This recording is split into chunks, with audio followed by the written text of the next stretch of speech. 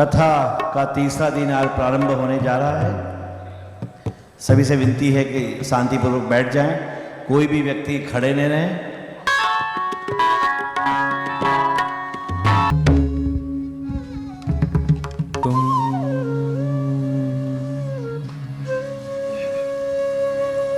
करोति वाचालं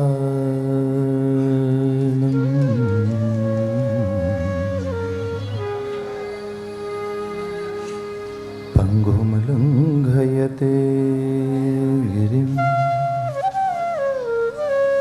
यत्कृपातमहं वन्दे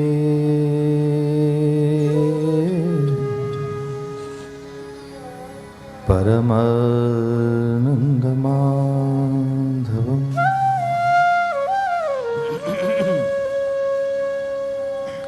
रामाय रामभद्राय रामचन्द्राय वेधसे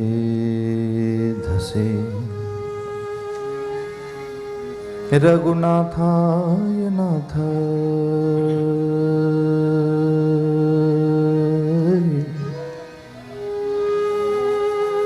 सीताया पतये नमः। ओम विश्वानि देव सवितर्दुरितानि परासुभ यद भद्रं तन्नासुभ।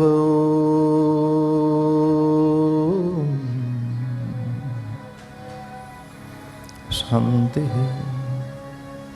शांति शांति।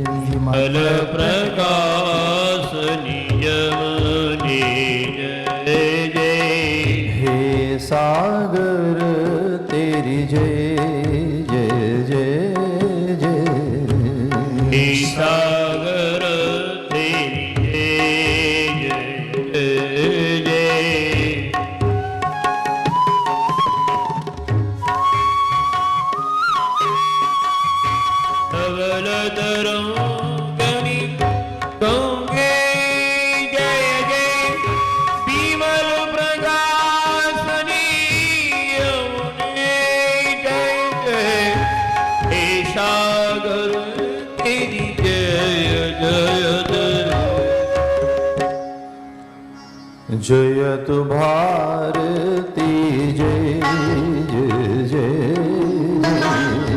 जयतु भारती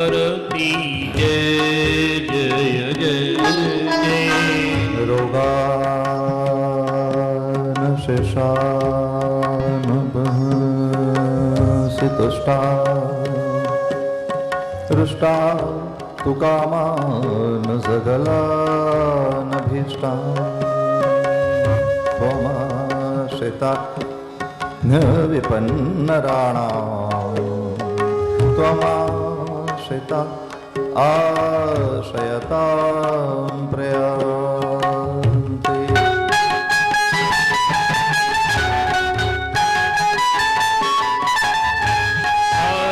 भारतमाते जय जय जय जय श्वासावलंबते जय जय जय तु भारती जय जय जय।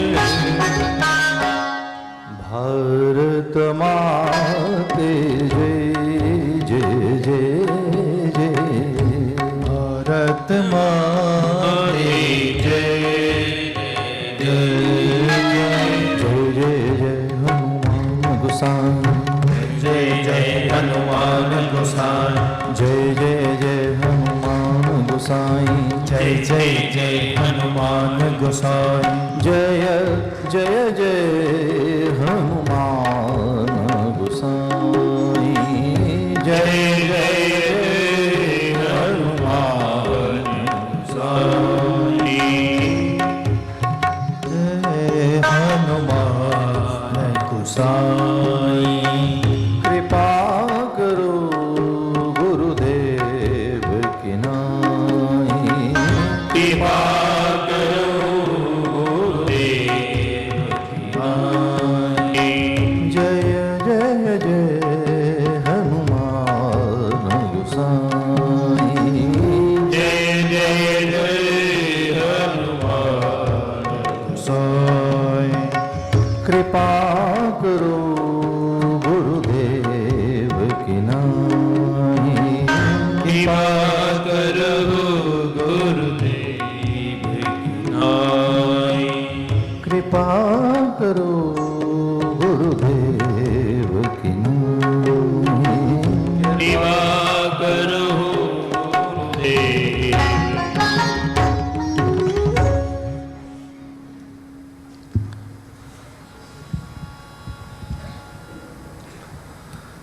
प्रभु की कृपा से इस भूमंडल की पश्चिमात्य धरा सागर मध्य जहाँ गांधीर्य अतुलता विपुलता अकूतता राशि की अपारता है, ऐसी इस अनंत जलराशि के मध्य में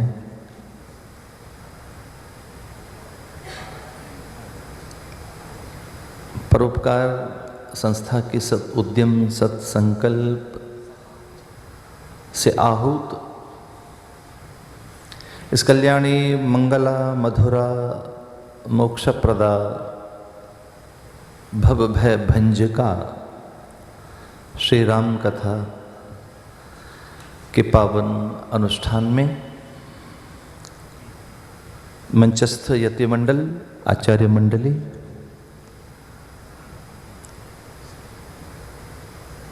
परोपकार के सभी पदाधिकारी कार्यकर्ता बंधु भगिनियों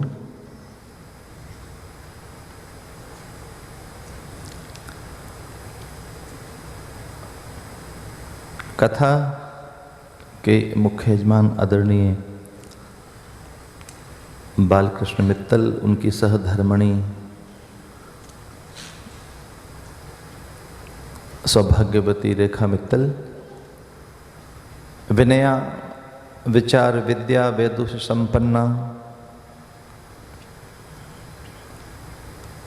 आदरणीय भगिनी जयवंती बहन माता जी, संस्था के आदरणीय पुरुष कागजी जी, शंकर केजरीवाल जी,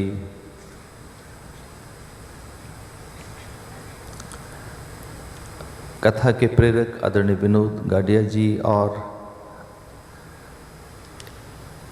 इस समूह के अंग बनकर कथा सुन रहे आप सभी के अंतःकरण की आस्था, आपका विश्वास, आपके वे सद्गुण संस्कार जिसके वशीभूत आप यहाँ बैठे हैं, ऐसी आपकी उस आध्यात्मिकता, दैवी संपदा, पारमार्थिकता और जिज्ञास्य वृत्ति के प्रति बहुत आदर के साथ प्रणाम करते हुए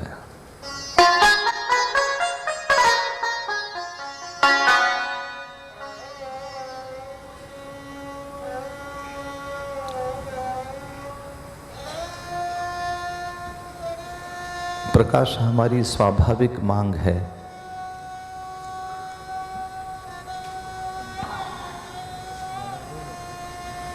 जिसकी उपस्थिति में स्पष्टता, प्रबोध,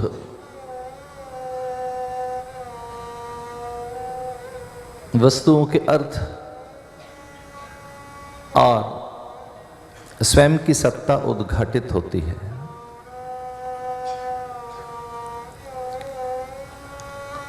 प्रकाश से ही जीवन आरंभ होता है।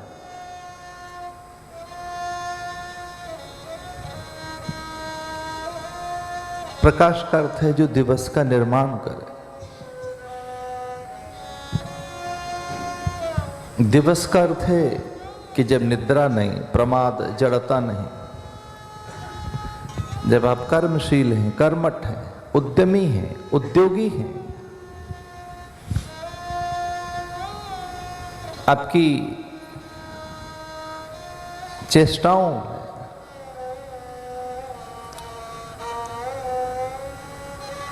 चैतन्यता और प्रकाश के अभाव में जब तिमिर है और घना अंधकार है, तब जीवन उतना सहज नहीं। जीवन तो होता है पर अशक्य, विवश, असहाय, निरुपाय और कदाचित बलहीन भी। इसे जीवन के अर्थों को जो उजागर करते हैं उसे प्रकाश कहते हैं।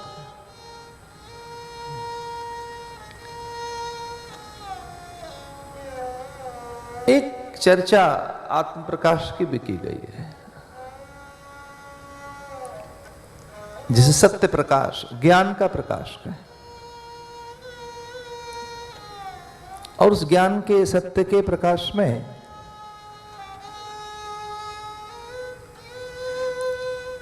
एक फलोपलब्धि, एक प्रकार की ऐसी अवस्था जिसमें आप स्वयं प्रकाशित होते हैं, और उसे शास्त्रों में कहा स्वयं प्रकाश, जिसमें आप स्वयं, जिसमें आपका स्वरूप, आपकी सत्ता, आपकी निजता, आपका अस्तित्व प्रकाशित होता है, जिसमें आप अपने आप को देख पाते हैं, दृष्टा बनकर, साक्षी बनकर, स्वयं के गवाह बनकर। और उस अवस्था में आप सत्य के साथ एकीकृत होते हैं। तो एक ऐसा प्रकाश जिसमें सत्य का साक्षात्कार होता हो, जिसमें यथार्थ उद्घाटित होता हो, जिसमें वास्तविकताओं का बोध होता हो, वह प्रकाश मनुष्य की स्वाभाविक मांग है।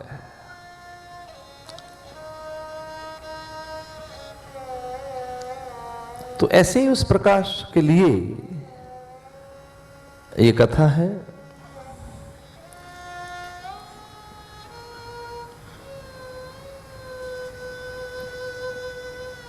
बहुत विकल व्याकुल होकर चतुरानंद ब्रह्मा ने भी एक बार श्री हरि से उपदेश प्राप्त किया।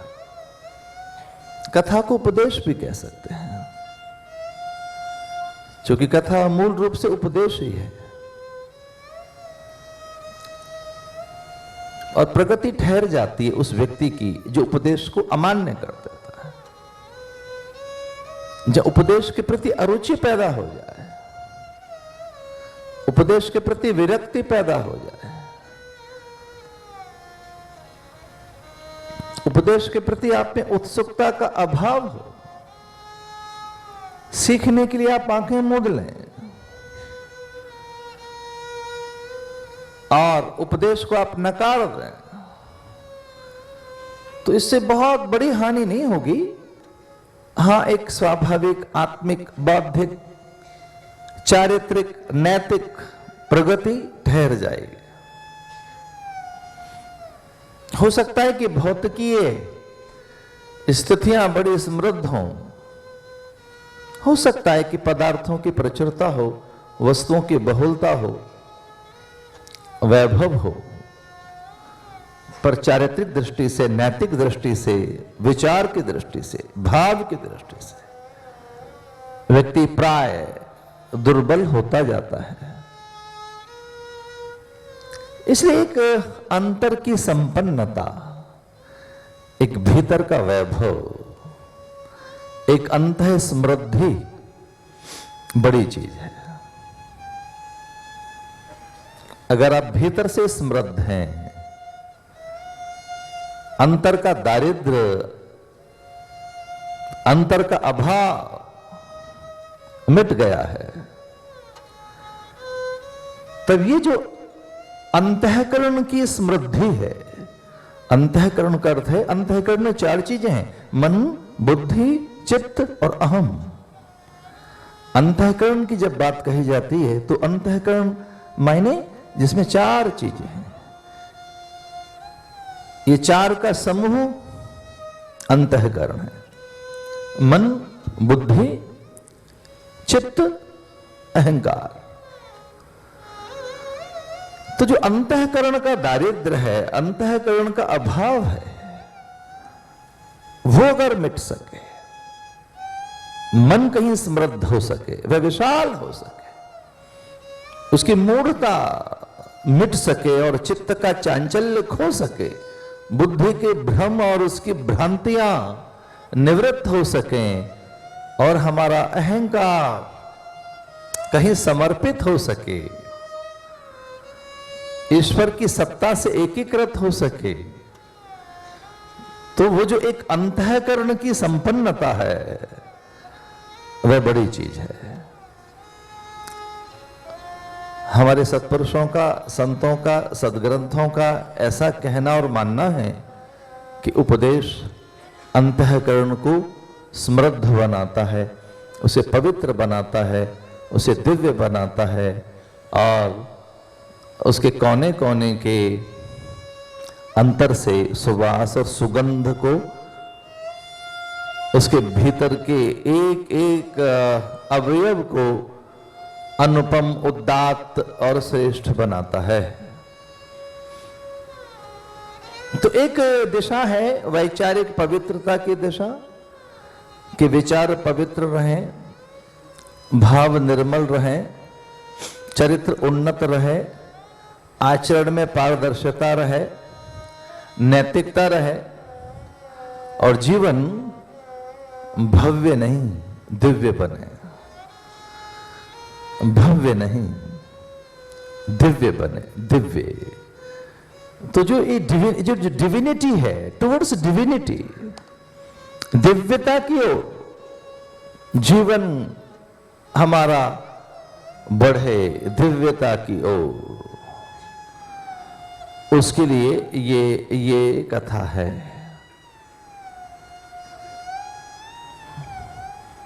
ये दरअसल में कथा चरित्र को उन्नत करने वाली है, इसलिए इस कथा का नाम ही रामचरितमानस है।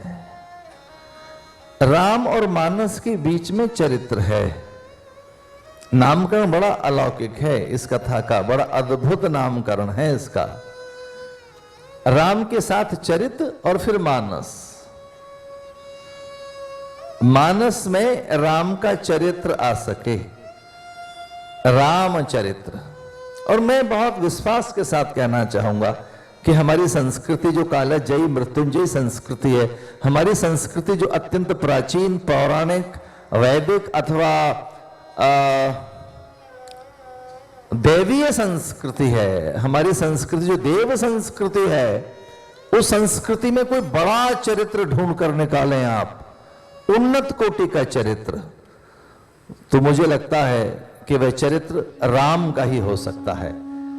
तो राम चरित्र की दृष्टि से, आचरण की दृष्टि से, मर्यादा की दृष्टि से, संस्कार की दृष्टि से बहुत उन्नत है।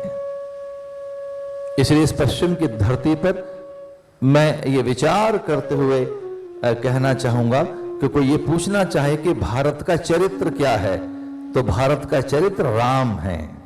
राम भारत का कैरेक्टर है। कोई पूछे कि आपका चरित्र क्या है, तो हमारा चरित्र राम है। और कोई पूछे हमारी बौद्धिकता, पांडित्य, मनीषा, वैदुष्य, दार्शनिकता क्या है, हमारी दार्शनिकता क्या है, तो मुझे बहुत विश्वास के साथ कहना होगा कि अगर पांडित्य देखना हो, वैदुष्य देखना हो, दार्शनिकता देखनी हो, प्रेम देखना हो, माधुर्य देखना हो, तो वो कृष्ण हैं, वो श्याम सुंदर है। तो माधुर्य, शील, सौंदर्य जहां है तो कृष्ण है। जग में सुंदर हैं दो नाम, तो ये कुछ ऐसे नाम हैं कि जैसे ये नाम जिह्वा के अग्रभाग पर आते हैं, राम और कृष्ण, सहसा समूची संस्कृति का एक दर्शन होता है। उस संस्कृति का जिसमें संबंध निर्वहन करने की और तिल तिल दूसरों के लिए जीने की, पल पल अपना सब कुछ आहूत कर मूल्यों के साथ जीने की कहीं से प्रेरणा मिलती है, तो ये नाम है। भारत की भोर, सायं, मध्याह्न, अपराह्न, वह रात्र हो या द्वितीया का चांद हो, राम याद आ जाते हैं। भारत के खेत खलियानों में, गांवों में, गली चौबारों पर, नुक्कड़ और अट्टालिकाओं में कभी दूज के चांद का दर्शन कर व्यक्ति सहसा कुछ कहना चाहता है अपने प्रियजनों को, तो दूज का चांद देखकर कहता है राम राम जी। भोर में राम राम जी, प्राण छूटते समय राम, अंत राम कहे आवत नहीं। ऐसे राम के अवतरण की कथा है। भगवान के 24 अवतार बताए गए। जब जब होए धर्म के हानि, बाणई असुर अधम अभिमानी, तब भगवान आते हैं। एक सामर्थ्य आती है, एक सत्ता आती है, कोई विभूति आती है, एक अलौकिकता इस जगत में पसरती है। श्रेष्ठता का उतरना होता है। अवतरण का अर्थ है उतरना, नीचे आना, किसी एक अलौकिक सत्ता का। कब आती है वो सत्ता? बाढ़े खल भू चोर जुआरा, जे लंपट पर धन पर दारा, मां नहीं मात पिता नहीं देवा, साधुन सन करवावई सेवा, जिनके ये आचरण भवानी, ते जानो निश्चर सम प्राणी।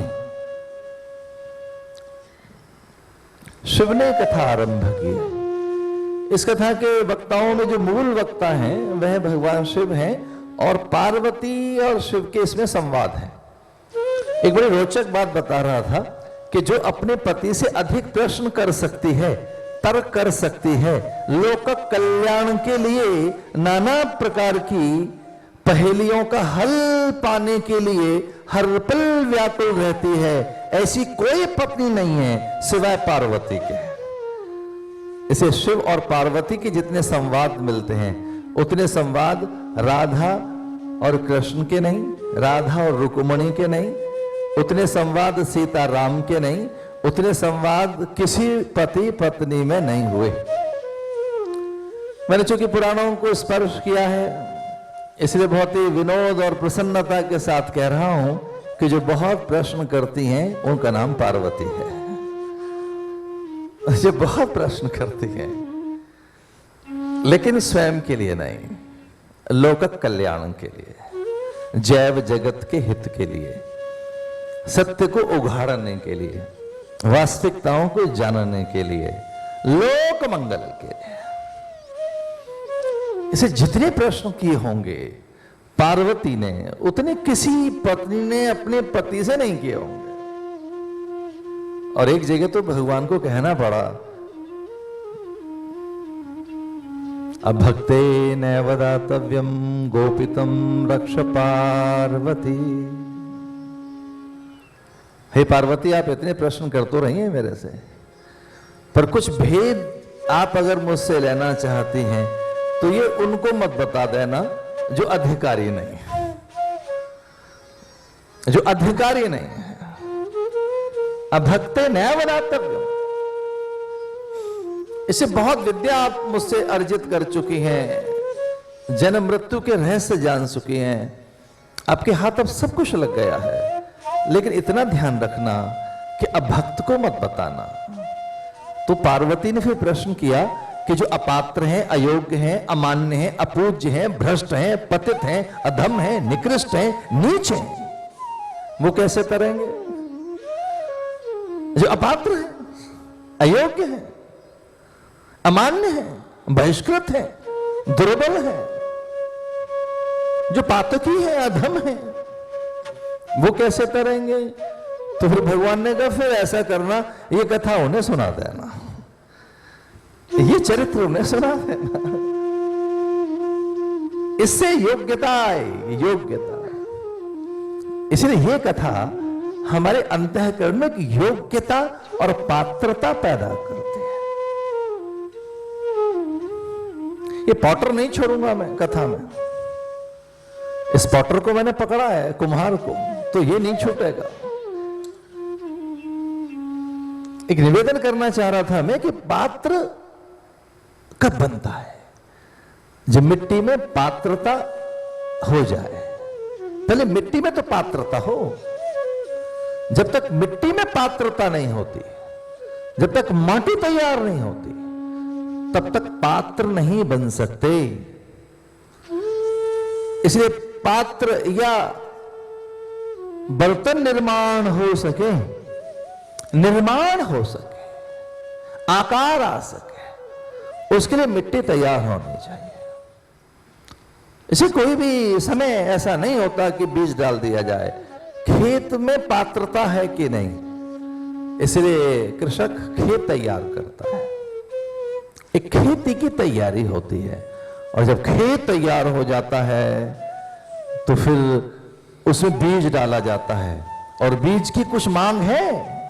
बीज वृक्ष बने उससे पहले की कुछ बीज की मांग है। बीज की पहली मांग है योग्य धरा, अनुकूल वातावरण, और धरती में प्रकाश, नमी, आर्द्रता, उर्वरा। Land should be fertile. तो भूमि कैसी होनी चाहिए? उर्वरा।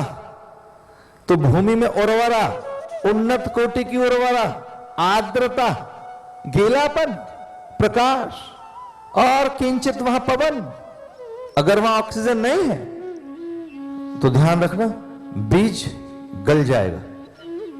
इसे पूरे प्राण, वैसी योग्यता, पात्रता, उस प्रकार की उर्वरा, वैसा वातावरण और वैसी कोख।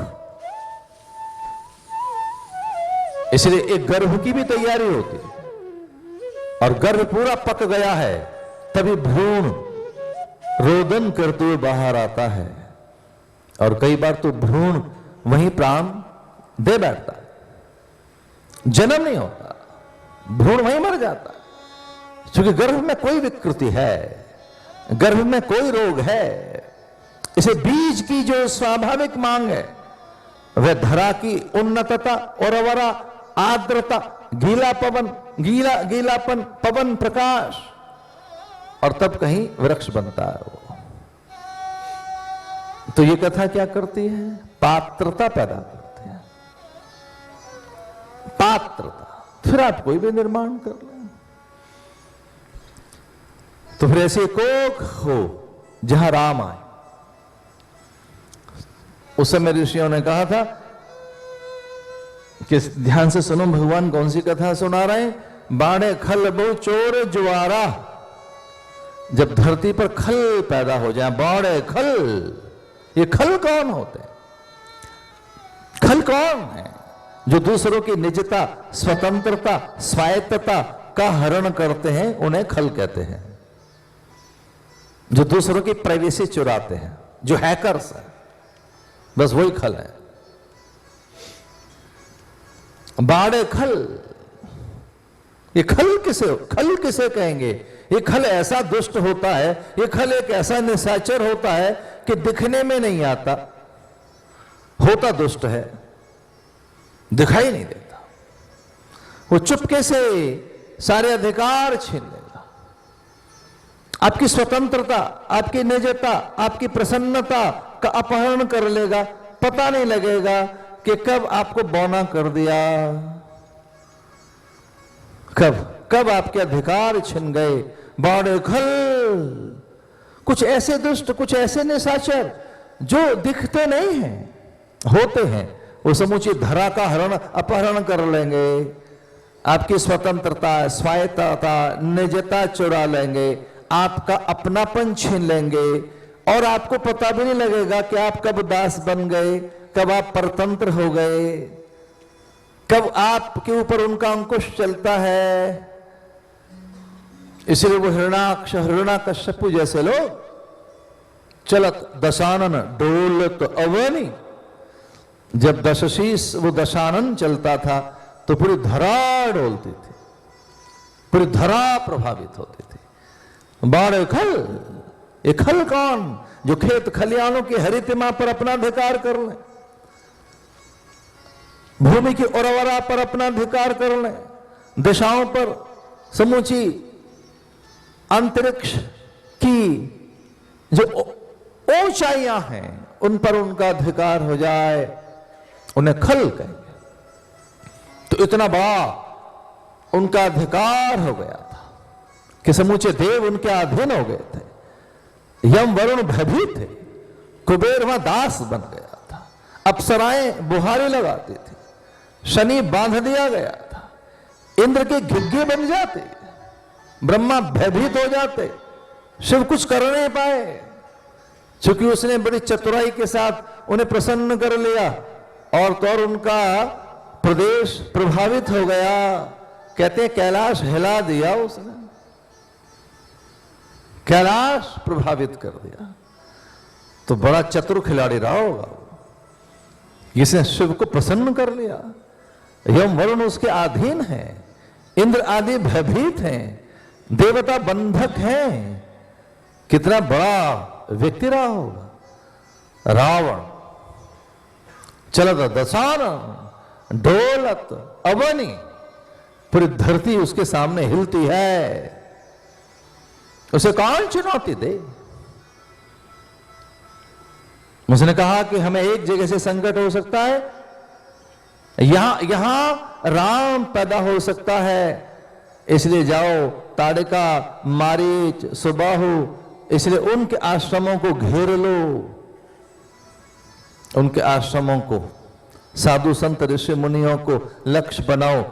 विद्या, विचार, चिंतन, शक्ति, प्रेरणा, ओज, ऊर्जा राजाओं तक पहुंचने न पाए, और अयोध्या को चारों ओर से घेर लेना।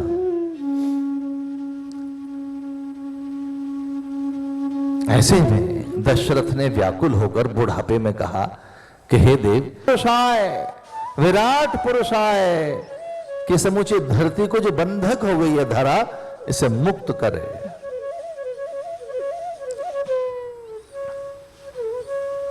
तुलसी बाबा लिखते हैं,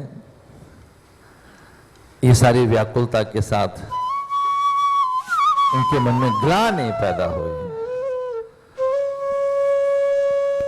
एक बार भूपति मन माही, एक बार भूपति मन माही,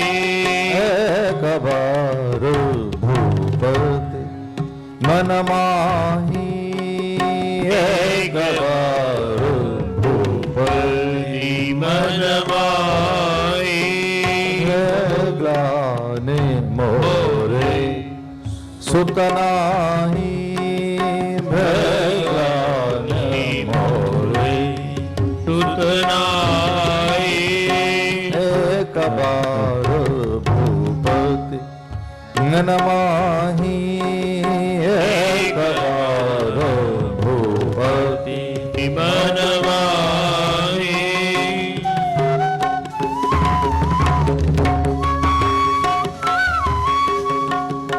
एक बार भूपति मन माही भई गलानी मोरे सुत नाही एक बार भूपति मन माही एक बार भूपति मन माही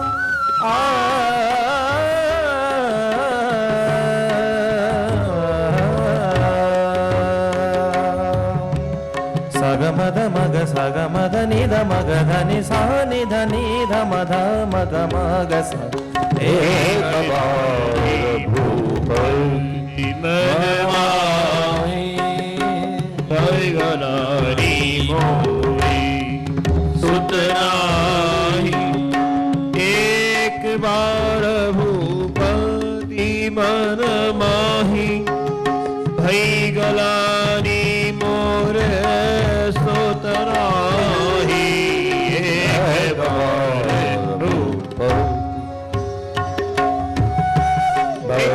खल बहु चोर जुआरा झेलम पट पर धन पर दारा माँ नहीं मात पिता नहीं देवा साधुन सन करवा वही सेवा जिना गए आचर न भवानी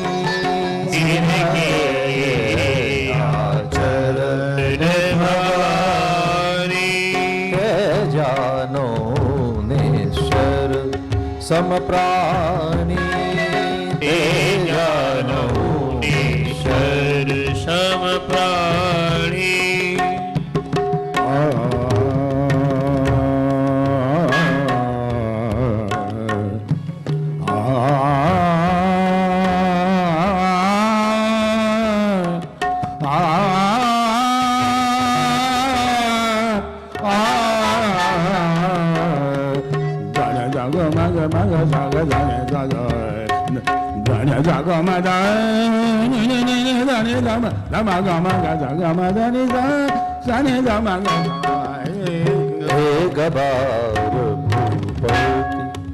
समूची वसुधा के वैभव के एकमात्र भोक्ता राजा दशरथ जो स्वर्ग को सुरक्षित करने की सामर्थ्य रखते हैं कि जब स्वर्ग में भय पैदा हो गया, जब देवता असहाय निरुपाय और व्याकुल अनुभव करने लगे, नैसाचरी प्रहार से, निशाचरों के आक्रमण से, नैसाचरी उत्पात से, निशाचरों का जब उत्पात वहां कहीं अनंत आकाश में स्वर्ग में हुआ, तब स्वर्ग के देवता भयभीत होकर रक्षा के लिए किसी को पुकार रहे थे। तब वो दशरथ था, दशरथी। दशरथ का नाम क्यों रखा गया? दशरथ का नाम गुरु ने रखा जो 10 इंद्रियों को जीतना जानता है। 10 इंद्रियां जिसने जीत ली, अष्टचक्रा नवद्वारा देवानाम प्रवध्या, वो अयोध्या के अधिपति। ये देही अयोध्या है, इसमें भी नवद्वार हैं, 2 आंखें, 2 नासा पुट, 4, 2 कान, 6, 1 मुंह, 7 और मलमूत्र के द्वार 2, 9। ये भी अयोध्या है। अष्टचक्र नवद्वारा देवानाम प्रवध्या। जो देवताओं के द्वारा जीती न जा सके। ये अयोध्या देवताओं के द्वारा न जीती जा सके। तो निशाचरों के आतंक से, निशाचरों के प्रहार से जब देव भयभीत हुए, तब दशरथ वहां गए थे अपनी भार्या कैकेयी के साथ।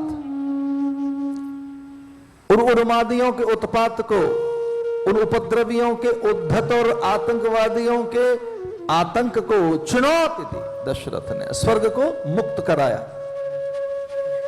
वो समूची वसुधा के वैभव के एकमात्र भोक्ता, जिनके सुमंत्र थे, जिनके स्वयं गुरुदेव वशिष्ठ थे। इसलिए उन्हें लगा कि अब पूरी धरा पर भय है, आतंक है, असुरक्षा है, उन्माद है, अनीति है, अत्याचार है, दमन है, शोषण। इसलिए इसे मुक्त कराने के लिए कोई पुरुष चाहिए। अपने गुरु के पास गए। पूरी प्रजा ने देखा कि आज माथे पर मुकुट नहीं है, उत्तरीय रेशमी उत्तरीय नहीं है, लाल गमछा कांधे पर रखा हुआ है, रत्न जड़ित जूतियां नहीं पहन रखी, राजदंड हाथ में नहीं है, राज मुद्रिकाएं नहीं है, वक्षस्थल पर राजमालाएं नहीं है, सचिव सेवक नहीं है, दास दासी अनुचर और परिचारिकाएं, सेविकाओं का झुंड और कोई सचिव मंडल भी पास नहीं है। तो आज राजपथ पर राजा अकेला, हाथ में थाली लेकर, उसमें चंदन, अगुर, तगर, पुष्प, धूप दीप, मोदक, रसाल, पत्र, धतूर, विजया और थोड़े से पान पर सुपारी रखकर, आंखें गीली, कपोल बार बार पोंछते हुए, और प्रजा ने देखा कि इस तरह से राजा याचक बनकर कहीं जा रहा है, तो इसका अर्थ यह है कि ये गुरु के आश्रम में जा रहे हैं। अब समाधान हो जाएगा। क्योंकि राजा गुरु की ओर जा रहे हैं, तो गुरु किसे कहते हैं? एक पंक्ति में उसकी परिभाषा दे रहा हूं। गुरु की एक पंक्ति में, गुरुरुपाय, शास्त्र कहता है गुरु उपाय है। गुरुरुपाय, जब आप निरुपाय हो जाएं, तब फिर उपाय क्या है? गुरु। गुरुरुपाय, गुरु उपाय है। कब? जब आप निरुपाय हो जाएं, जब साधन न हो, जब आप समाधान से भटक गए हो। इसलिए वो थाल चरणों में रख दिया गुरुदेव के। राजा दशरथ ने पग पखारे, पाद प्रक्षालन, पाद्य पूजा, प्रदक्षिणा, प्रणाम, पूजन और फिर मन की पुकार, हे देव आपको प्रणाम। मन की बात जान गए गुरुदेव। उन्होंने कहा यज्ञ करना होगा। श्रृंगी ऋषि ने यज्ञ किया, और यज्ञ बड़ी चीज है। बड़े कार्य यज्ञ से होते हैं। ओम प्रजापते स्वाहा इदं प्रजापते इदन्नमम्, ओम अग्नये स्वाहा इदं अग्नये इदन्नमम्, ओम वरुणाय स्वाहा इदं वरुणाय इदन्नमम्। और कुछ राष्ट्रवादी भक्त ऐसा भी कहते हैं, ओम राष्ट्राय स्वाहा इदं राष्ट्राय इदन्नमम्। इदन्नमम् यज्ञ तभी फलीभूत होता है जब स्वयं के लिए न हो, दूसरों के लिए हो, धरती अंबर अग्नि जल वायु के लिए हो, जैव जगत के कल्याण के लिए हो, पर्यावरण के संतुलन के लिए हो, सलिलाओं और सरोवरों के रक्षण के लिए हो, तब उसको यज्ञ कहते हैं। इसलिए गुरुदेव, मुझे पुत्र नहीं चाहिए, लोक कल्याण के लिए मुझे सत्ता चाहिए। फिर तो अग्नि भी आनंदित हो गई और अग्निदेव प्रकट हुए खीर लेकर। उस खीर के पात्र में से आधी खीर कौशल्या को खिलाई, और जो आधी बच गई उसके दो हिस्से किए गए, एक सुमित्रा और एक कैकेयी को। 9 मास के बाद वो दिवस आ गया। नौमी तिथि मधुमास पुनीता, शुक्ल पक्ष अभिजित हरि प्रीता। 9 मास के बाद बस यही एक बात है। यह पात्रता की बात कहें या अधिकार की, या अंतःकरण की योग्यता की बात कहें, या पुण्य की या सत्कर्मों की सिद्धि है, या सुफल हुए सुकृत्य, ये जानना बड़ा कठिन है। पर कभी कभी होता यही है कि साधना की डगर में पति पत्नी अकेले होते हैं, लौकिक स्थिति में तो आप इकट्ठे हैं, पर जो पारलौकिक परिस्थितियां होंगी वो बड़ी भिन्न होंगी, क्योंकि एक साथ नहीं आए थे और ना ही एक साथ जाना है। एक साथ आए नहीं थे तो एक साथ जाना भी कैसे होगा। तो पारलौकिक परिस्थितियां बिल्कुल भिन्न होंगी। हाँ, लौकिक स्थितियां कुछ एक रूप दिख सकती हैं, एक गठजोड़ा एक साथ बैठे दिख सकते हैं, पर सुकृत्य कैसे हैं, साधन कैसा है, नियम व्रत उपवास क्या किए हैं, किस प्रकार की आपकी साधना रही है। और वो कौशल्या की साधना रही होगी कि वहां वह स्वयं प्रकट हुए और दशरथ को तो खाली समाचार मिले, दशरथ को तो पुत्र जन्म का समाचार मिला और वो वहां उन्हें देख सकी और उनसे विनय की कि नहीं, इस तरह से हमें आप नहीं चाहिए थे, आप तो विराट पुरुष हैं, हे अच्युत, हे श्रीनिवास, जगन्निवास, हे जगन्नाथ, इस चतुर्भुज रूप में हम आपको नहीं पाना चाहते। तो भगवान ने कहा फिर मैं क्या बनूं? तो उन्होंने कहा हमारे जैसे ही बन जाइए जैसे हम हैं, कीजिए शिशु लीला अति प्रिय शीला। तो हम मनुष्यों के झुंड में आप आए तो मनुष्य ही बनिए। माता पुण्य बोली सोमति डोली तजौ तात यह रूपा, तजौ तात यह रूपा। ये बाना नहीं चलेगा, ये कुछ वो बनकर आए हो जो आप हैं, हमारे जैसे बन जाइए। इसका अर्थ क्या है कि हम जो मनुष्य हैं, हमारी पीड़ाएं, हमारे अवसाद, भ्रम, भय, चिंताएं, हमारे दुख, हमारे झगड़े झंझट, तभी आप पहचान पाओगे जब आदमी बनोगे। इससे पहले मनुष्य तो बने आप, हमारा दर्द तो तब पहचान पाएंगे हम किस दर्द में हैं, हमारे दुख क्या हैं। तो हमारे समूह में हम जैसे बन जाइए। तो भगवान ने कहा आप जैसा बनने के लिए क्या करना होगा? तो उन्होंने कहा यहां जब आदमी बनकर आता है तो पहले रोता है तो थोड़ा रो लीजिए। सुने बचन सुजाना रोदन ठाना, सुने बचन सुजाना। अच्छा, सुजाना, ये बड़ा मार्मिक वचन मां का कि मनुष्य पहले थोड़ा रोता है यहां आकर। तो अगर आप नहीं रोएंगे तो ये प्रसूति का ग्रह यहां पता नहीं चलेगा कि आप आए, क्योंकि दशरथ तो सौत पर खड़े होकर आपके रोदन के स्वर की प्रतीक्षा कर रहे हैं कि उआ उआ जैसा स्वर कब आए मेरे कानों में। तो आप ऐसा करें कि तजहु तात यह रूपा, ये रूप त्याग दीजिए, ये तो अलौकिक रूप है। और गोस्वामी तुलसीदास जी कहते भी हैं भय प्रगट कृपाला दीन दयाला। वो प्रगट हुए, वो उन्होंने जन्म कहां लिया, वो तो प्रगट हुए, वो तो आविर्भूत हुए, वो अयवानिज पुरुष हैं। जब प्रगट हुए तो मां ने कहा तजौ तात ये रूपा, ये रूप नहीं चलेगा। तो कौन सा रूप चलेगा? उन्होंने कहा लौकिक रूप चलेगा, मानवीय बन जाओ, मनुष्य बन जाइए। मां ने कहा आपको मनुष्य बनना पड़ेगा, मनुष्य तन धारण कीजिए, मनुष्य तन। और मनुष्य तन के लिए रोदन करना होता है। सुने बचन सुजाना रोदन ठाना, हुई बालक सुर भूपा। इसे तुलसीदास जी लिखते हैं, बड़ी सुंदर सी बात। विप्रधेनु सुर संत हित, दीन मनुज अवतार, निज इच्छा निर्मित तनु माया गुण गोपाल। विप्रधेनु सुर संत हित। विप्र का अर्थ केवल ब्राह्मण नहीं है, विप्र का अर्थ है विद्या, जहां पर वेद विद्या का रक्षण है, अध्यात्म विद्या का। विप्रधेनु केवल विप्र के लिए नहीं, विद्या के लिए, क्योंकि उनके पास विद्या है। और धेनु से यज्ञ होते हैं, धेनु औषधि देती है, धेनु से ही सब संपूर्ण प्रकार की व्याधियों का निवारण होता है। इसे गौ एकमात्र ऐसा प्राणी है जो मानसिक उन्माद, चित्त के चांचल्य को, मूढ़ता को, अंतर के अवसाद को दूर करने वाली औषधियां नित्य प्रदान करती है।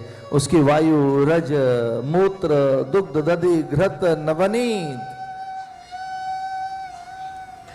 विप्रधेनु सुर, सुर और सुर माने देवता, संत। हित मनुष्य बनिए इनके लिए।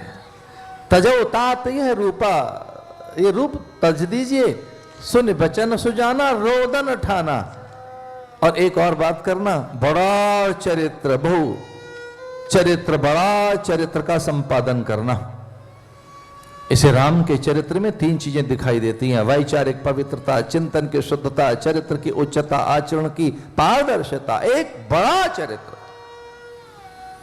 इसलिए साधन की सुकृत्यता साकार हुई और कौशल्या ने उनके दर्शन किए।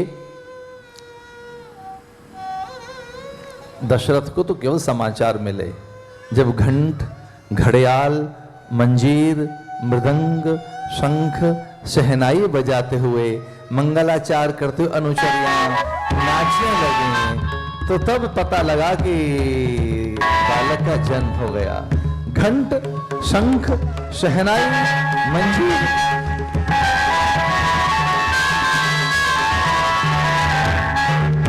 घंट, शंख, शहनाई, मंजीर, मृदंग और अरुंधति थाली बजाते हुए आगे चली। इसका अर्थ है छोरा हो गया, इसका अर्थ है कि लड़का हो गया। थाली बजाते हुए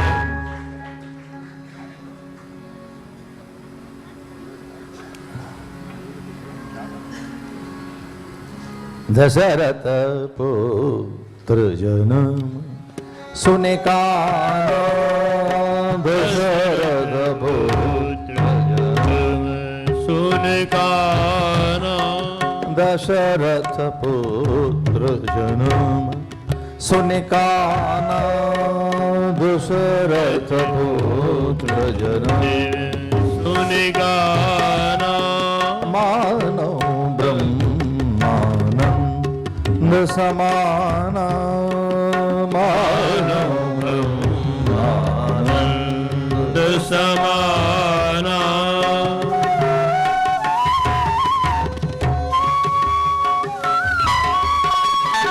दशरथ पुत्र जन्म सुन कान, मानहु ब्रह्मानंद समान, दशरथ पुत्र जन्म सुने गाना, दशरथ पुत्र जन्म सुने गाना,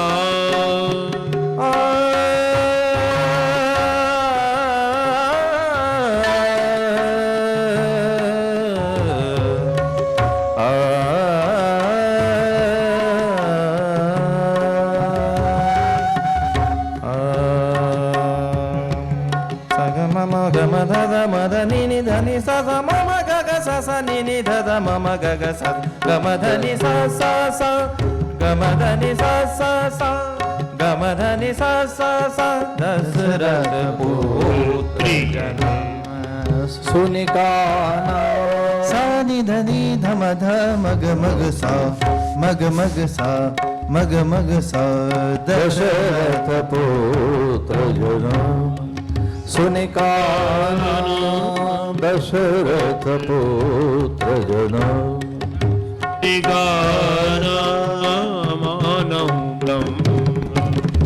दशरथ ने समाचार सुने कानों से और अनुभूति हुई ब्रह्मानंद की, मुक्तानंद की, परमानंद की, स्वयमानंद की, निजानंद की, अखंडानंद की। दशरथ पुत्र जन्म सुन काना, मानो ब्रह्मानंद समाना। पुत्र को देखा नहीं, दौड़े दौड़े गुरुदेव के आश्रम में गए। अब नाचते हुए प्रसन्न हैं, मुदित हैं। अब अकेले नहीं है, सचिव साथ हैं, परिचारिकाएं, अनुचर हैं, अमात्य हैं, श्रेष्ठी हैं, साहूकार हैं, सामंत हैं, छत्रप हैं, अतिरथी है, महारथी है, सेनापति है, सुमंत्र साथ है, समूचा परिकर सेवा और सपरिया करने वाले समूचे सेवकों का झुंड, तुरई और दिव्य मंगल वाद्य बज रहे हैं गुरुदेव के आश्रम में। गुरुदेव समझ गए कि पहले अकेला आया था, अब पूरा लवाजमा साथ है। तो बड़ा बड़ा बड़ा समाचार है। और गुरुदेव से उन्होंने अपने मन की बात कही, जाकर नाम सुनत शुभ होई, मोरे गृह आवा प्रभु सोई। मुझे लगता है गुरुदेव मेरे घर भगवान का आगमन हो गया है। दशरथ कहते हैं मुझे लगता है कि मेरे घर प्रभु का आगमन हुआ है, ये अनुभव है। और कौशल्या ने तो आंखों से देखा है। बस इतना सा फर्क है कि कुछ लोगों की साधना ऐसी कि जिन्हें साकार हो जाता है, जिन्हें साक्षात्कार हो जाता है, और कुछ लोग केवल अनुभव कर पाते हैं, अनुभूतियां हो पाती हैं। दशरथ के पास केवल अनुभूतियां हैं और कौशल्या के पास साक्षात्कार है। कौशल्या ने साक्षात्कार किया और दशरथ को अनुभूति हुई, मोरे गृह आवा प्रभु सोई। क्या हो गया? जाकर नाम सुनत शुभ होई। बस मैंने नाम सुना कि मेरे घर पुत्र हुआ है और मेरे भीतर शुभता पैदा हो गई है। यह पहला लक्षण है। ज्ञान की 7 भूमिकाएं हैं, ज्ञान की 7 भूमिकाएं, ज्ञान के 7 सोपान हैं। उसमें पहला सोपान है शुभेच्छा। और ये भैया मुंबई में हर चौराहे पे आप बोर्ड पर लटका हुआ देख सकते हैं ये शब्द शुभेच्छा। ये मुंबईया शब्द है और उत्तर भारत का अर्थ है शब्द शुभकामना। वो शुभकामना लिए घूमते हैं उत्तर भारतीय, और ये मुंबईया वाले लोग शुभेच्छा। किसी के जन्मदिन पर शुभेच्छा, शुभेच्छा, शुभकामना, पर दोनों में शुभ जुड़ा हुआ है। ये पुत्र है गणेश जी का। गणेश के 2 पुत्र हैं, शुभ और लाभ। गणेश के 2 बेटे हैं, शुभ और लाभ। ज्ञान की पहली सीढ़ी है शुभ, शुभता, शुभेच्छा। शुभेच्छा, शुभ का अर्थ है हर चीज प्रिय लगने लगे, अपनी से लगने लगे। जितना प्रेम अपने से करते हो उतना दूसरों से करने लगे, इसका नाम है शुभेच्छा। आत्मवत् सर्वभूतेषु, सब अपने जैसे लगने लगे। आत्मन प्रतिकूलानि परेशान न समाचरित। जो आपको स्वयं को अच्छा नहीं लगता वो दूसरों के साथ न करें। ऐसा कभी दूसरों के साथ न हो जो स्वयं को अच्छा नहीं लगता, इसका नाम है शुभेच्छा। हम तो आपके लिए शुभेच्छा रखते हैं ना भैया, ये बातों की बातें हैं। भीतर से शुभेच्छा, दूसरे के कल्याण की कामना करना। जैसे मेरा कल्याण हो, जितना मुझे सुख सम्मान मिले, जितनी मुझे सुंदरता, स्वायत्तता, स्वतंत्रता, सिद्धि और मुझे समृद्धि मिले, उतनी ही आपको भी मिले, इसका नाम है शुभेच्छा। और एक इसका अर्थ है वेदांत में, शुभ की इच्छा करना माने आत्मचिंतन करना। शुभेच्छा का एक और अर्थ है आत्मदृष्टि बन जाना। शुभेच्छा का एक और अर्थ है कि आत्म के दर्शनों अनात्म के नहीं, नित्य के दर्शनों अनित्य के नहीं, नित्य के दर्शन। और ये शुभेच्छा कब पैदा होती है भीतर? जब विवेक उदित होता है। बिना विवेक के शुभ पैदा होगा नहीं, भीतर शुभता। इसलिए अपने गुरुदेव से जाकर उन्होंने कहा कि मेरी दृष्टि बदल गई, मानसिकता बदल गई, मेरा चरित्र बदल गया है, मेरा पूरा मन बदल गया है। हे गुरुदेव, मेरे घर भगवान का आगमन हो गया। मुझे ऐसा लगता है कि प्रभु मेरे घर आ गए। जाकर नाम सुनत शुभ हुई। मेरे भीतर सब कुछ बदल गया है। अब मैं अपना जैसे स्वयं से प्रेम करता हूं, आत्मवत् सर्वभूतेषु, उतना ही मुझे दूसरों से प्रेम हो गया है। मेरे पुत्र का नामकरण कर दीजिए। कभी किसी कालखंड में 44 संस्कार थे, अब केवल 16 रह गए। पहला संस्कार है गर्भाधान, दूसरा है पुंसवन, तीसरा है सीमांतोनयन, चौथा है जात कर्म, फिर है नामकरण। मेरे पुत्र का संस्कार कर दीजिए। ये जगत 2 चीजों से टिका हुआ है, एक तो है रूप और दूसरा है नाम। अगर जगत में से रूप और नाम निकाल लो, जग हो जाएगा। तो जग कैसा? जगत में 2 चीजें, रूप और नाम। और ये रूप और नाम को अंग्रेजी में समझना हो तो लाइट एंड साउंड। और यहां वो कौतुक बहुत देखने को मिल रहा है, लाइट एंड साउंड। साउंड, नाम साउंड और रूप लाइट। रूप कब दिखेगा? जब लाइट हो। और नाम में साउंड, लाइट एंड साउंड। यहाँ ये दो चीजें हैं संसार में। अच्छा, संसार में लाइट एंड साउंड न हो तो संसार क्या है फिर? ध्वनि न हो, प्रकाश न हो तो फिर संसार का अर्थ क्या है? ध्वनि और प्रकाश, रूप और नाम। नाम, इसे कोई वस्तु ऐसी नहीं है जिसका नाम न हो। आप कागज पर कलम लेकर और कुछ लिखना चाहें और अभी कुछ नहीं लिखा है, केवल आपने कलम रख भर दी है, पेन रख दिया है, बस उठाया है तो बिंदु हो गया, जस्ट डॉट। थोड़ा सा आगे बढ़े तो लाइन, सर्कल, कोई अंक, कोई अक्षर, कुछ भी। आप में हर पल कुछ प्रतिक्रिया हो रही है, हर पल आप में कुछ बदल रहा है। इसे नाम, हर स्थिति में नाम, हर अवस्था में नाम। ये जो मस्तक है इसके भी नाम। मस्तक है, भाल है, मस्तिष्क है, सिर है, ललाट है, कपाल है। भाल क्रिया नहीं होती, कपाल क्रिया होती है।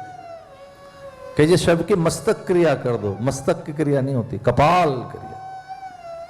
कपाल का प्रयोग होगा, भाल कब होगा, माथा कब होगा, मस्तक कब होगा? सर में दर्द होता है, दिमाग में दर्द नहीं होता, दिमाग खराब होता है। सर में दर्द होता है, मस्तिष्क में दर्द नहीं होता, भाल में दर्द नहीं होता, ललाट में दर्द नहीं होता, सर दर्द होता है। मस्तक पर चंदन आएगा, ललाट पर तिलक आएगा, भाल पर क्या आएगा? माथे पर बिंदी आएगी, मांग में सिंदूर आएगा। नाम है ये, शिशु के नाम है। किशोर, तरुण, युवक, प्रौढ़, वृद्ध, और जब प्राण नहीं है तो शव। उसका फिर कोई नाम नहीं रह जाता, उसे कहते हैं शव है ये किनका शव है? अब प्राण नहीं रहे, नाम। ये ध्यान रहे, हम बिना नाम के नहीं हैं, कोई एक नाम। और सन्यास में एक सन्यास में भी एक रिचुअल है। जब सन्यास होता है तो उसमें शपथ लेता है सन्यासी, ओम भू संन्यस्तम मया, ओम भुव संन्यस्तम मया, ओम स्वः संन्यस्तम मया, ओम सर्वम संन्यस्तम मया। इसका अर्थ है कि अब मेरा अपना कुछ नहीं रहा। जैसे हवा, धूप, पानी, गगन, प्रकाश, आकाश, दिशाएं, अंतरिक्ष, निहारिकाएं, और जैसे धरा की गंध है, दिशाओं की व्यापकता है, अंतरिक्ष की अनंतता है, वैसे ही मेरा जीवन है। इसलिए अब मेरा कोई नाम नहीं रहा। तब गुरुदेव उसका कोई नाम रखते हैं कि अब आपका पूर्व खो गया है, अब आपका कोई पूर्व नहीं है। लेकिन नाम प्रत्येक स्थिति में है। किसके आधार पर नाम है? रूप के आधार पर नाम है। जैसा रूप वैसा नाम, जैसा रूप होगा वैसा नाम, चरित्र जैसा होगा वैसा नाम, गुण जैसे होंगे वैसा नाम। इसलिए नाम गुरुदेव से रखवाया, हमारे बच्चों का नाम रख दीजिए। नामकरण, नामकरण में विश्व भरण पोषण कर जोई, ताकर नाम भरत अस होई, जाके सिमरन तेरे पुनाशा, नाम शत्रुघ्न वेद प्रकाशा, लक्षण धाम राम प्रिय, सकल जगत आधार, गुरु वशिष्ठ ते राखा, लक्ष्मण नाम उदार। और राम का नाम कैसे रखें? थोड़े चकित से, विस्मित से हो गए, हतप्रभ हो गए, और मनी मन बड़े उत्सुक हुए ये जानकर कि इनका नाम क्या रखें। जब गुरुदेव ने हाथ जोड़कर कहा कि मेरे पुत्र का नाम रख दीजिए, तो राजा से गुरुदेव ने कहा कि आज पहली बार कुछ कठिनाई हो रही है, आज पहली बार कुछ समझ नहीं आ रहा है। यद्यपि मैं ज्ञानी हूं, यद्यपि मैं ब्रह्मनिष्ठ हूं, मैं कुछ समझ नहीं पा रहा हूं। अपने गुरु को पहली बार रोते देखा राजा ने, उनकी आंखों में से झरझर झरझर अश्रुपात होने लगा, और श्वेत उनकी दाढ़ी जो नाभि से भी नीचे तक लटकती थी, उसमें जैसे मानो मोती उलझ गए। मोती आंखों में से अश्रु ढरके और वो बालों में कहीं उलझ गए। क्योंकि एक बार ब्रह्मा ने कहा था कि मुझे कोई एक ज्ञानी धरती पर भेजना है, स्वर्ग से कोई एक सन्यासी, स्वर्ग का कोई एक साधु, स्वर्ग का कोई एक चैतन्य पुरुष धरती पर जाए, लेकिन ये ध्यान रहे स्वर्ग से जो धरती पर जाएगा प्राणी, वो याद रखे कि धरती मृत्यु लोक है, वहां पर नाना प्रकार के दुख हैं, वहां नाना प्रकार के क्लेश हैं, वहां स्वार्थियों का संसार है। पर मुझे एक कोई सन्यासी, कोई एक ऋषि धरती पर भेजना है। मृत्यु लोक में कौन एक जाएगा? तो सबने नीचे निगाह कर ली और वशिष्ठ उठकर खड़े हो गए थे और अपने पिता से उन्होंने कहा कि हे पिता, मैं आपकी आज्ञा का पालन करूंगा, मैं मृत्यु लोक में जाऊंगा।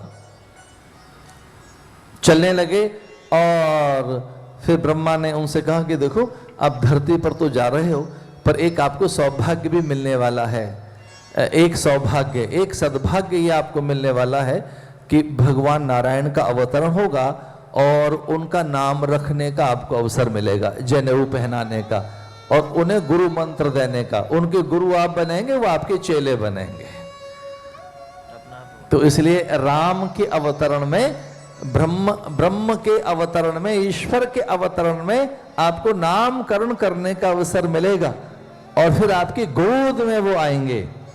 ध्यान रखना, ईश्वर को ऐसा सहसा देखा नहीं जा सकता, परमात्मा को निकट से ऐसे छुआ नहीं जा सकता। तो आप धरती पर तो जा रहे हैं, पर बोनस में एक ही चीज आपको मिलने वाली है। इसलिए आपको भगवान का स्पर्श मिलेगा, उन्हें निकट से देखने का। और हाँ, आपकी चेतना कुंठित नहीं होगी, कभी भी आप भूलेंगे नहीं। आपको हर पल ये याद रहेगा कि ये ईश्वर है और आप वैसा ही व्यवहार कर सकेंगे। ऐसी भी मैं सामर्थ्य आपको प्रदान करता हूं। इसलिए जब राम को देखा गुरुदेव वशिष्ठ ने, तो कुछ विस्मित से हो गए और अपने राजा से कहने लगे, हे राजन, कुछ कठिन सा लग रहा है, मैं इनका नाम क्या रखूं? इनका नाम बड़ा कठिन है, नाम क्या रखा जा सकता है ईश्वर का? जय जयवंती।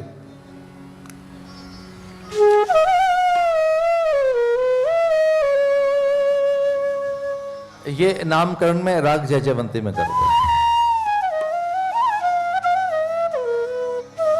ये ऐसा राग है, आप सब मिलकर गा सकते हैं।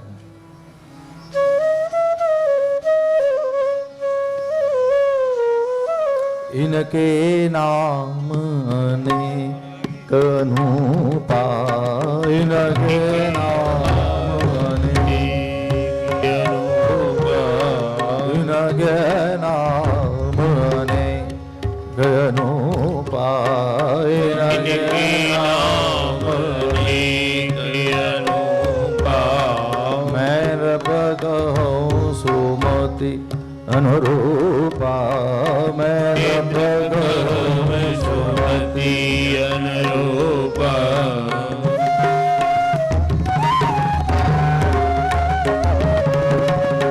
इनके नाम नेक अनुपमा, नेन्द्रप कहव सुमति अनुरूपा। इनके नाम नेक अनुपा, इनके नाम नेक अनुपा।